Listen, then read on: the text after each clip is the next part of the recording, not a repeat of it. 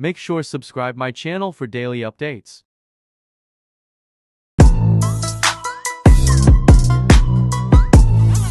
The test is in 4-part, Part 1, Part 2, Part 3, and Part 4. Now look at Part 1.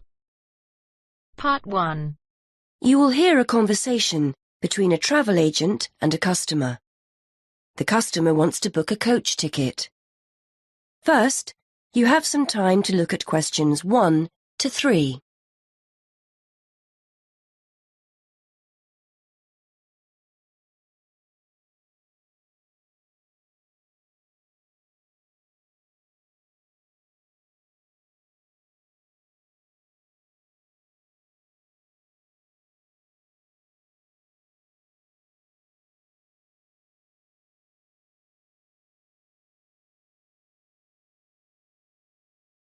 Now we shall begin. You should answer the questions as you listen, because you will not hear the recording a second time. Listen carefully and answer questions 1 to 3. Good morning. I'd like to book a coach to London. I was hoping you had something available this Saturday afternoon. Good morning, sir. Take a seat and I'll just check for you. Yes, we still have several free seats for Saturday. Where will you be leaving from? There are 3 pickup points in town: Main Street, Centenary Square, or the Central Bus Station. From Centenary Square, please. That's easier for me to get to than the bus station. And what time would you like to leave? There are coaches on the hour every hour, from 12 through till 6 p.m. Well, I'm meeting someone at the station in London, and I need to be there for 4:30. So, which one would you recommend? Well, there's one leaving at 1 that arrives at Victoria Station at 4:10, if that's any good. Traffic is usually quite light at the weekend, and the drivers tend to make good time, so I think you'd certainly be there for 4:30. OK, that sounds just right. I think I'll take that. I can always phone ahead if I'm going to be late. And when are you returning, sir? Actually, I'm not sure when I'll be coming back, so I won't book a return ticket, just one way. I can always book you an open return if you'd like. You can use this at any time within the next month, as long as you contact us first to reserve a seat. Well, there's a chance I might be getting a lift back, you see, so I'll just pay for one way. I don't want to buy a return if I don't need it. OK, no problem. Are you travelling alone? Just the one ticket, please. I'm going down to visit my daughter at university. My son's meeting me at the station, so it's a proper family reunion.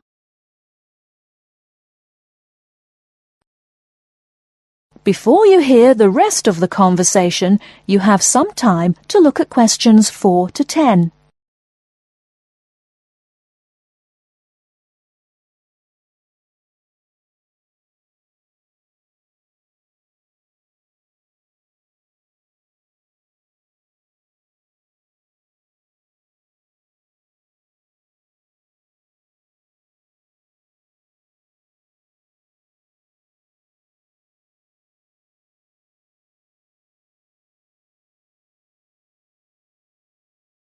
Now listen and answer questions 4 to 10. Very nice. OK, well, I can book that for you if you like, sir. That'll be £23.50. Now, I just need to take down some details. Can I have your name, please? Yes, it's Matthew Upton. That's Upton. And your address? 34 Allesley Road. Allesley, that's Allesley. And your telephone number? 01732 558 997. And your email address? We'll use this to send confirmation of your travel details. matt257@yahoo.co.uk. OK, thanks. Before I forget, I'll be taking a little luggage. Is there a set luggage allowance? We offer a very good luggage allowance. You can take 2 suitcases as long as they're no more than 20 kilos each. That's 40 kilos in total. and one small item of hand luggage on the coach. Most people find that more than adequate. Any additional items carry an extra charge of £10 for each bag. I certainly won't be taking that much, so I should be okay. I was worried I might be taking too much. Would you like travel insurance included with your ticket? It's an additional £2. No, I don't think so. No problem. It's not compulsory. OK. How will you be paying? Actually, I've been having trouble with my debit card today, and I've left my checkbook at home, so I'd better pay in cash. You'll give me a receipt, won't you? Certainly, and we'll send confirmation to your email address as well. So that's £23.50, sir. If you just wait a minute, I'll print you off a receipt. That is the end of part 1. You now have half a minute to check your answers.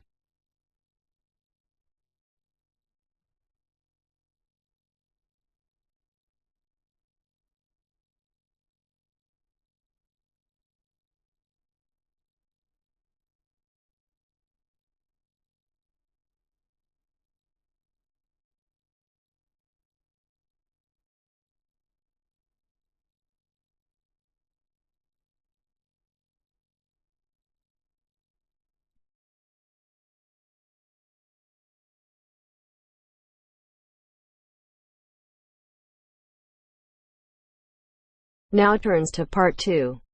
Part 2. You will hear a woman talking about health and safety when using a computer. First, you have some time to look at questions.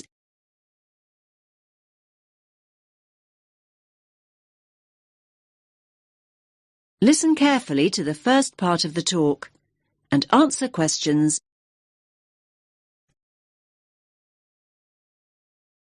Hello everyone, and welcome to the second session on health and safety. And today we're focusing on health and safety when using a computer. Now, can you all gather round this workstation here? That's great, thanks. Okay, now, let's look at some equipment that is specifically designed for safe computer use. Firstly, take a look at this item here. Yes, the sloped slab in front of the keyboard. Does anyone know what it is? That's right, it's a wrist rest. And it does a lot more than take up room on your desk, I can tell you. Well, what does it do exactly? In actual fact, it's specifically designed to support your wrist when you're typing or when you're using a computer mouse. Now, the one I'm holding in my hand is made of foam rubber. Come on now, have a feel. You know you want to. Now, it's very flexible, isn't it? The padding is firm, but it also gives way when you press it, just like this. Here's another type, by the way. This one is filled with gel. Now, like the foam rubber type, it's got a firm surface, but when you press it like this, it gives way with a little spring. However, not all wrist rests are flexible like that. Some are made from hard plastic. That doesn't sound like a comfortable support for your wrist, does it? So, not to be recommended. OK, so we know what kind of material we're looking for in a wrist rest. But what else do we have to think about before we choose one? Now, look again at the foam rubber wrist rest here. You can see that the slope of the wrist rest and the height and the width too match the front edge of the keyboard here. And there are no sharp edges. Look, it's really nice and smooth. Now, we know it's a busy time for you all at the moment. You're busy with assignments in between the hours you're spending browsing the net and going on social networking sites. Well, just think about how hard your wrist has to work. So, using a wrist rest like this one can really help in a number of ways. First of all, it helps you keep your wrists straight when you're using your computer. I'm demonstrating this now. As you can see, my wrist is neutral and straight rather than bent up and down. See what I mean? Now, it can also provide padding for your hands. It works in much the same way as a cushion, so it makes your desk much more comfortable. Now, please note, I did say cushion rather than pillow. We don't want you students to be too comfortable. Another advantage of a wrist rest is that it stops your hands from dropping off the edge of the keyboard. A wrist rest can also relieve tension and soreness in your neck and shoulders. And how does it do that exactly?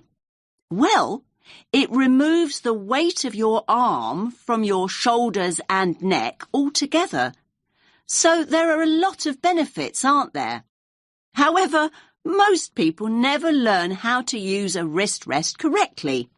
In fact, leaning your wrists on a wrist rest for long periods can put a lot of pressure on the undersides of your wrists, just here. Now you have some time to look at questions 18 to 20.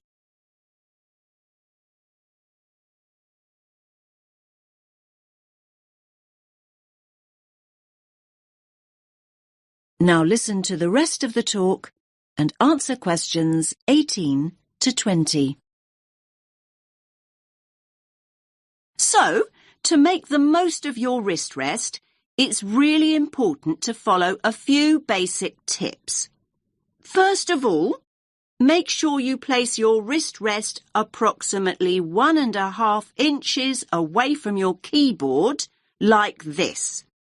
And never ever place your wrists directly on your wrist rest.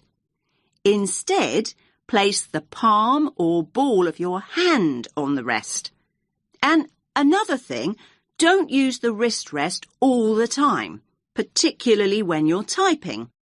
Instead, your hands should be on the wrist rests during break periods, so between your typing sessions. This will avoid you putting strain on your wrists and fingers. Now, does anyone have any questions before we move on to computer glasses? That is the end of part 2. You now have half a minute to check your answers.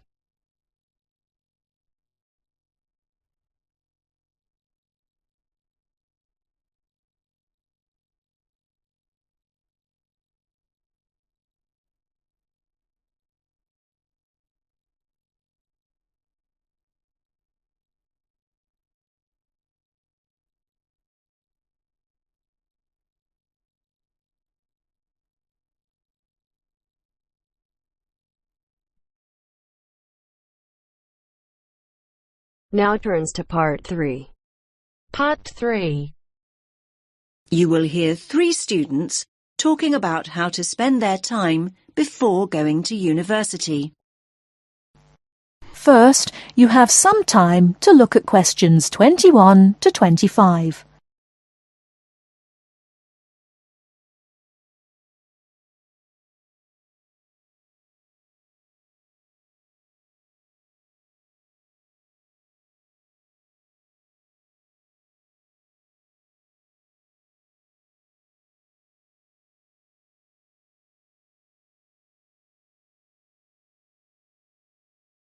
Now listen carefully and answer questions 21 to 25.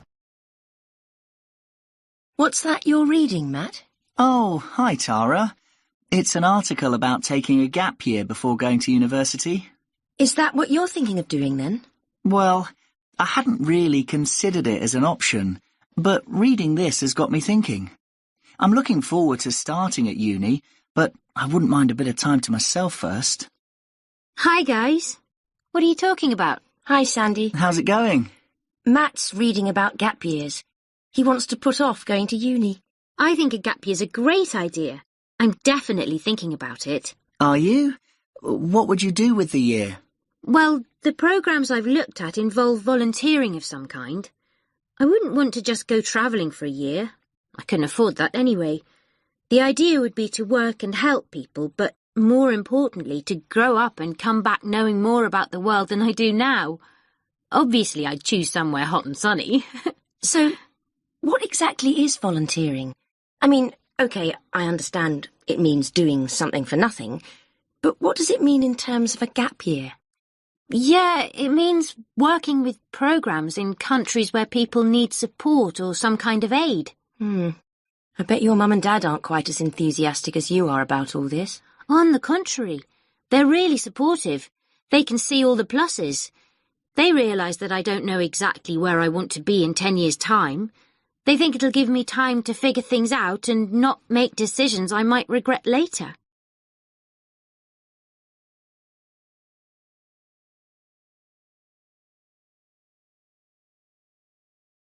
I think I'd be worried about how the university look at it, though.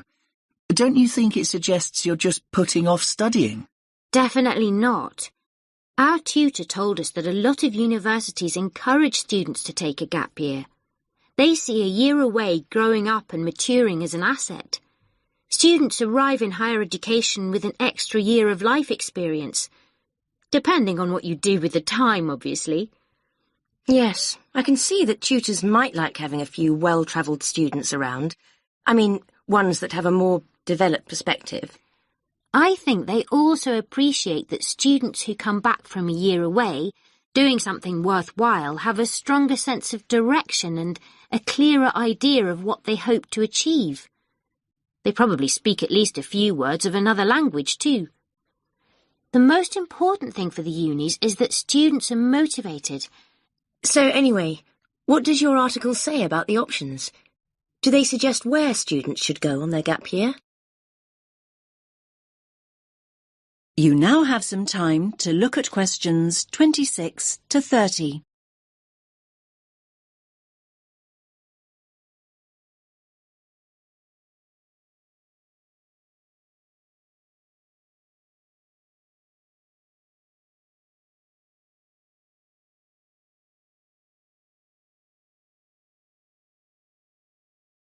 Now listen to the rest of the discussion and answer questions 26 to 30. Well, apparently, Australia's the country where the highest percentage of students take a gap year, and it's the most popular destination for gap year students from other countries as well as Britain. I like the sound of a year in Australia. They say here that there are 3 main attractions. The abundance of great coast, beautiful beaches, learn to surf, all that stuff. Then there's the amount of time you can spend enjoying outdoor activities, like hiking and loads of sports.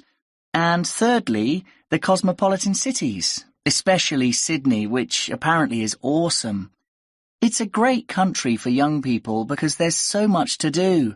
Loads of adventure, and sunshine, obviously. Sounds good to me.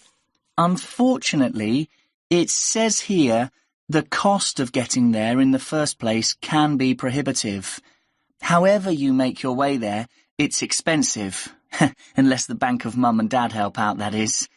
Then, look, they also mention various places in Africa, but they single out Ghana. Students can get involved with the construction of new schools or teaching the kids that are already in them. That does sound really rewarding and interesting, I have to say. I guess there's a huge sense of achievement with something like that, and you get fantastic life experience from living in another culture. I think you pick up some real practical skills too. Skills you can bring back with you. Another place I really like the sound of is Nepal. What's the attraction there? Most of the volunteering involves teaching again, and it's that sense of achievement that people are after. They also say, let me read it, students are attracted by the simplicity of daily existence. I think they mean you have to spend a year without your computer and all the rest of it. It's all about going back to basics. So where do people stay? They live on farms or in mountain retreats. I'm not so sure I could manage that. I don't mind hard work, but I like a hot shower at the end of the day. Yeah, I imagine the food's not great either. They do actually say here that one of the things volunteers miss is good food choices. Anyway, there are plenty of other options. Why don't you read the rest of the... That is the end of part 3. You now have half a minute to check your answers.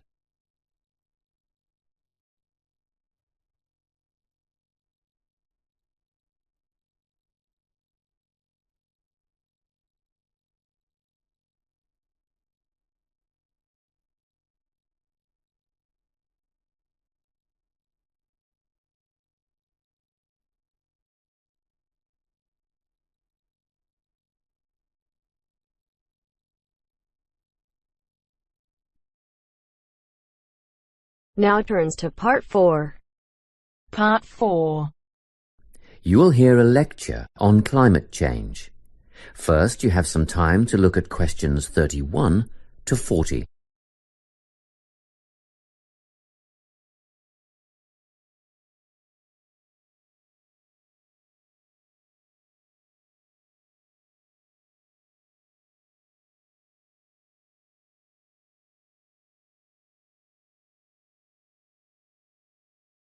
Listen carefully and answer questions 31 to 40.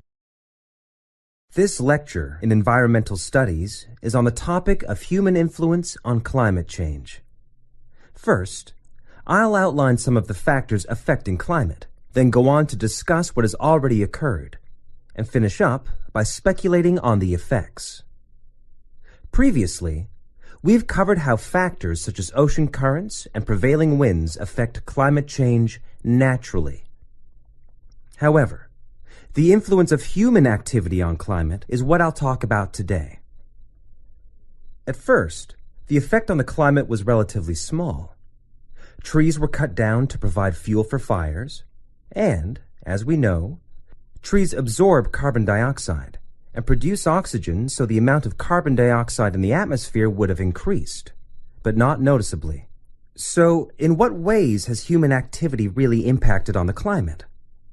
A major contributor was the advent of the Industrial Revolution at the end of the 18th century, combined with the invention of the combustion engine.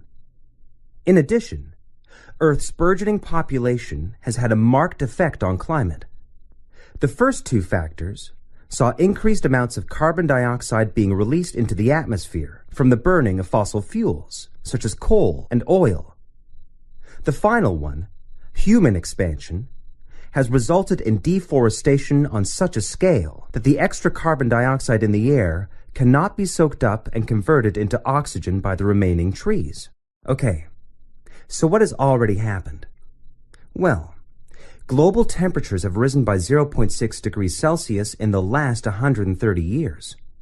Levels of carbon dioxide, methane, and nitrous oxide gases have escalated. Carbon dioxide concentrations have climbed by 30%, and methane levels have increased by 145% since the beginning of the Industrial Revolution.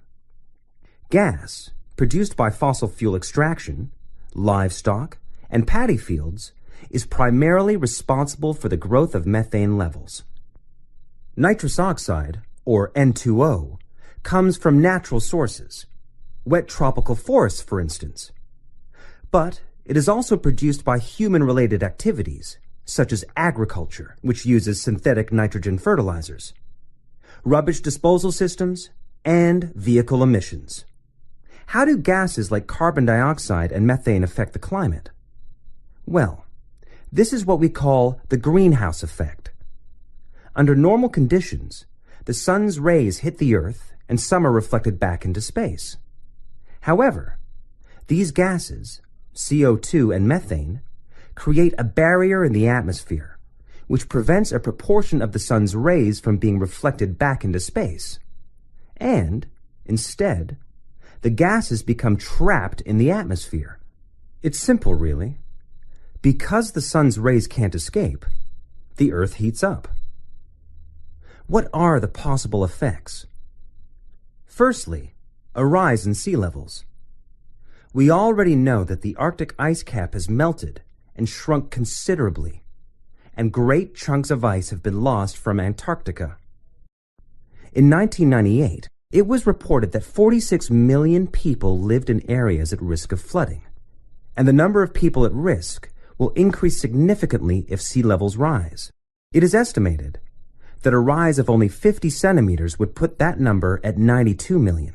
Further projections would see a rise of 1 meter put 118 million people in danger of losing their homes and livelihoods, not to mention the loss of prime, fertile farmland.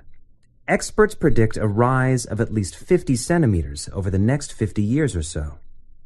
Secondly, there would be a modification of vegetation zones, with changes in the boundaries between grassland, shrubland, forest, and desert.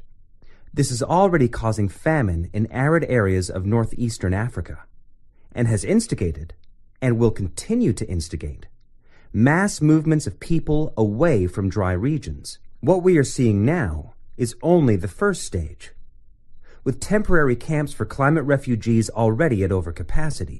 In the future, there will be significant migration resulting in extreme overcrowding of towns and cities. Another potentially disastrous effect of climate change is an increase in the range and distribution of pests, which could bring about an increase in the prevalence of certain diseases.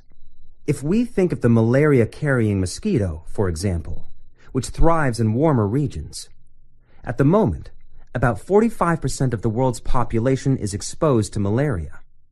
But, with an increase in temperature, there will be many millions more cases of malaria a year. The last effect I'm going to mention today is the change in ecosystems.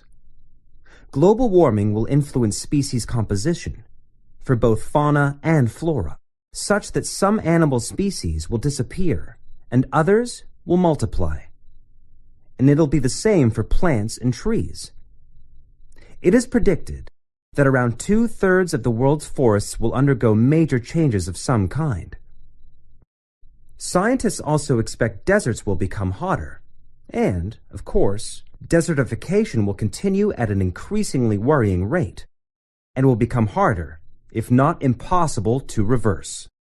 What can we do to stop the process? Well, that's the subject of next week's lecture. So I hope to see you all there. That is the end of part 4.